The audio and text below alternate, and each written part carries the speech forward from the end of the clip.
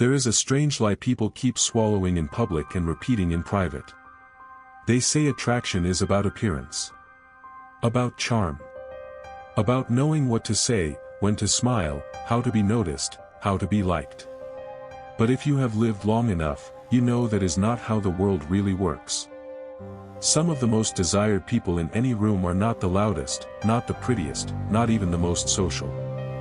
They are the ones who seem untouched by the room itself. The ones who do not beg for attention and yet somehow hold it. The ones who make people feel watched without staring, measured without speaking, remembered without performing. And here is the part most people are too afraid to admit: in a world built on performance, authenticity has become intimidating. That is why this matters. Because the modern world trains people to chase validation like oxygen. It rewards noise, oversharing, emotional leakage, artificial confidence, curated personalities, and desperation disguised as self-expression. But beneath all of that theater, human nature has not changed. People still trust calm more than chaos. They still respect restraint more than neediness. They still feel drawn to someone who is not trying to pull them in. In this video, you will discover 7 habits that make a person deeply attractive, not in a cheap, performative way, but in the kind of way that commands attention, respect, and quiet obsession. And near the end, I will show you the one habit that changes the energy around you more than appearance ever could. Let's begin where real power always begins. 1. Master the art of silence. Most people talk too much because they are afraid of disappearing. They explain too much, laugh too quickly, reveal too early, fill every pause with words, and mistake constant expression for confidence. But if you watch carefully, you will notice something uncomfortable. The more someone tries to prove themselves with words, the less weight their words seem to carry. Silence does the opposite. A person who speaks less, but speaks with precision, changes the atmosphere. Not because silence is a trick, but because restraint suggests control. And control is rare. Especially now. You have probably seen this in real life.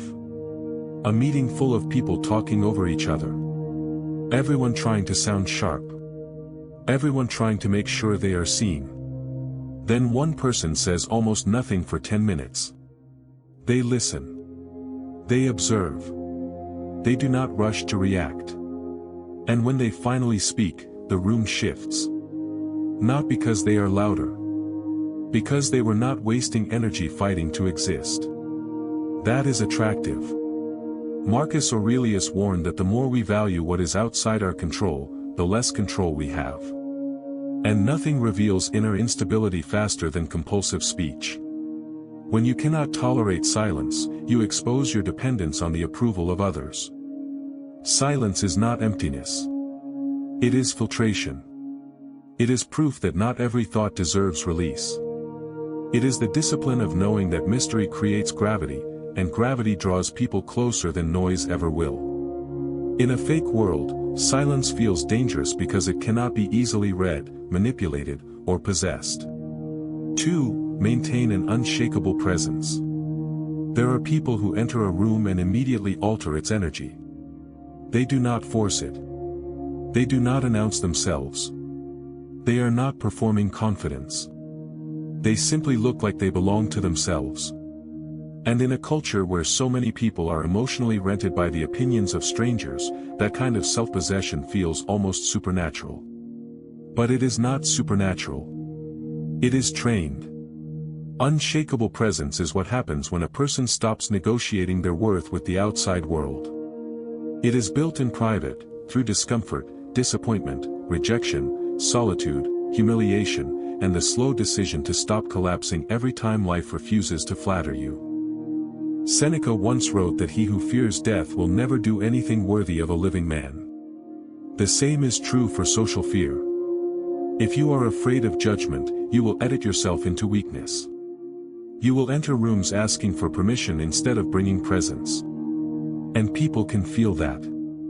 Think about the man who walks into a gathering and does not scan the room to see who approves of him. He does not adjust his body language to beg for acceptance. He is respectful, calm, grounded. He is there, but not performing there-ness. That is what draws attention. Not vanity. Not ego. But internal steadiness. Presence is what happens when your nervous system no longer treats every room like a courtroom. 3. Show no need for validation. Desperation has a scent. You cannot hide it with style, wit, success, or social fluency. It leaks through over-explaining. Through checking for reactions. Through pretending not to care while silently watching who noticed. Through the subtle hunger to be chosen, praised, included, reassured. And the tragic part is this: the more you need validation, the more power you hand away. Epictetus said that if you want to improve, be content to be thought foolish and stupid. That is not just philosophy. That is freedom. Because the moment you can tolerate being misunderstood, you stop becoming manipulable. This matters more than ever in modern life. Social media has trained people to convert identity into performance. Many are no longer living, they are presenting. They post moods instead of processing them. They curate depth instead of developing it. They crave reaction more than truth. And then they wonder why they feel empty, invisible, and chronically restless. A person who does not need applause becomes unforgettable. Why? Because they are no longer trying to extract value from the eyes of others. They are not fishing for admiration. They are not panicking when they are overlooked. They are building something inward. Quietly. Consistently. Without spectators. And that independence is magnetic because most people have never really seen it. 4. Control your emotions, especially your reactions. The most dangerous person in any environment is not the most aggressive. It is the person who cannot be easily provoked. Anyone can look strong when things go their way. But life does not reveal character in comfort. It reveals it in insult, disrespect, delay, betrayal, inconvenience, and pressure. That is where attraction either deepens or dies. Because reactions tell the truth. A man can speak about discipline all day, but one insult exposes him. One cold message. One dismissive look. One public slight. One moment where he is not chosen. Suddenly the mask slips. The emotional flooding begins.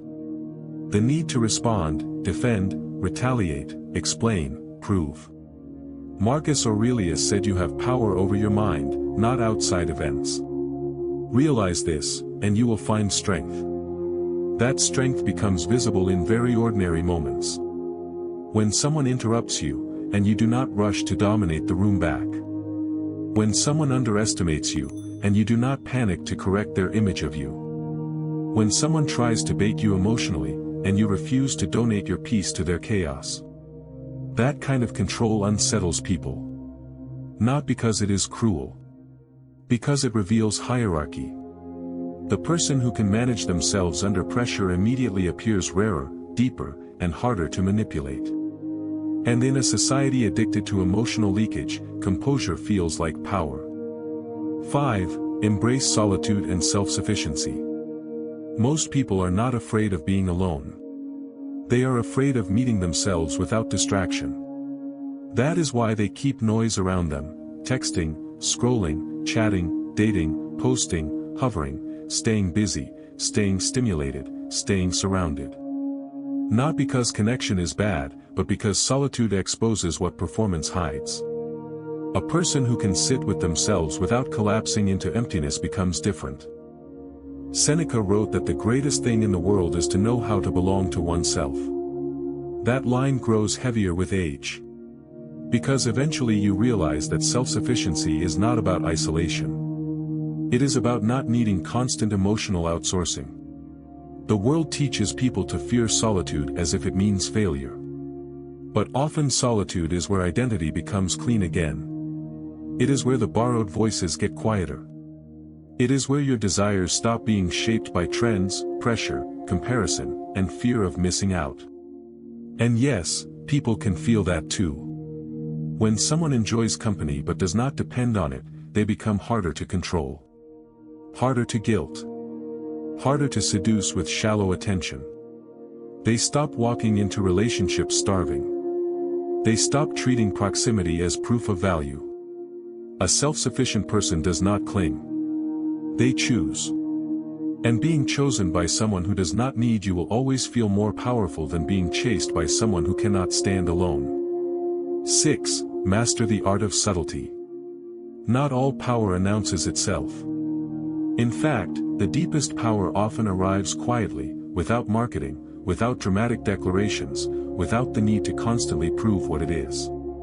The most compelling people do not reveal everything at once. They do not overshare to appear deep.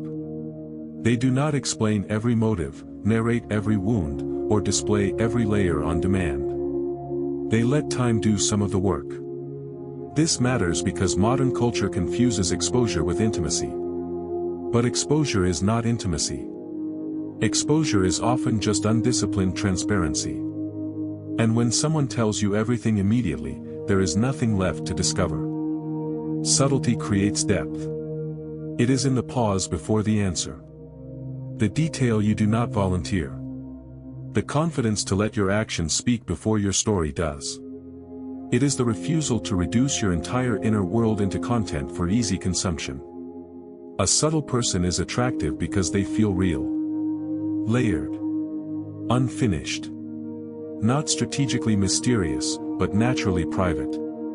And privacy, in an era of constant self-display, has become a form of luxury. Machiavellian truth makes this even clearer: the crowd trusts surfaces because surfaces are easier to manage. But the person who cannot be fully read cannot be easily controlled. That is why subtlety creates both attraction and discomfort. People are drawn to what they cannot immediately categorize. Restraint commands respect because it signals inner ownership. 7. Cultivate emotional stability. This is the habit that changes everything around you. Because true attraction is not only about how you look, speak, or carry yourself. It is about what people feel in your presence. Do they feel tension? Instability? Neediness? Emotional unpredictability?